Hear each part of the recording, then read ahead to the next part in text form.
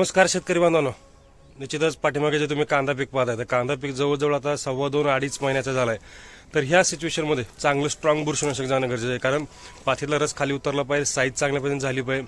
तर या ठिकाणी आपलं बुरशीनाशक कोणतं मार्ग आहे त्यासाठी निश्चितच पहिलं काम असेल आपल्या चॅनलला फॉलो करा, व्हिडिओला लाईक करा, शेअर करा, आपल्या शेतकरी बांधवांना पाठवा. या ठिकाणी शेंडे करपा जास्त प्रमाणामध्ये दिसायला लागला, कारण आता करपा येण्याचे चान्सेस जास्त राहणार आहे, कारण दव पडते, धुकं पडते.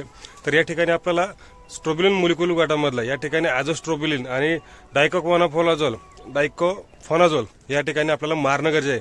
अर्थात ते या ठिकाणी ट्रॉपिकल ॲग्रो सिस्टीमचं टॅग मिनिस्टर जे आहे ते या ठिकाणी 1 ml प्रति लिटर या प्रमाणात आपल्याला स्प्रे करायचा आहे.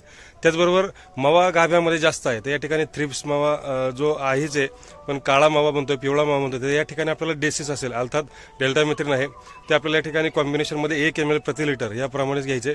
साईजसाठी या ठिकाणी आपल्याला के अपटेक जे आहे जे आपण स्प्रेसाठी म्हणतो एकरी 200 ग्राम आहे, म्हणजे 1 ग्राम प्रति लिटर, जे के पोटॅश म्हणून सुद्धा मार्केटमध्ये उपलब्ध आहे.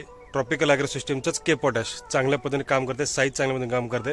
त्याच्याबरोबर कॉम्बिनेशनला आपल्याला या ठिकाणी बोरॉन घ्यायचं आहे. तर हे महत्त्वाचा जो स्प्रे हा कंटिन्यू सर्व शेतकरी बांधवांनी करा, त्याचा फायदा निश्चितच आपल्याला चांगल्या पद्धतीमध्ये करपा असेल, फुगवण आहे, शायनिंग चकाकीसाठी सुद्धा होणार आहे. तर निश्चितच ही चांगली महत्त्वाची माहिती आहे. निश्चित आवडली असेल व्हिडिओला लाईक करा, शेअर करा, आपल्या शेतकरी बांधवांना पाठवा. धन्यवाद.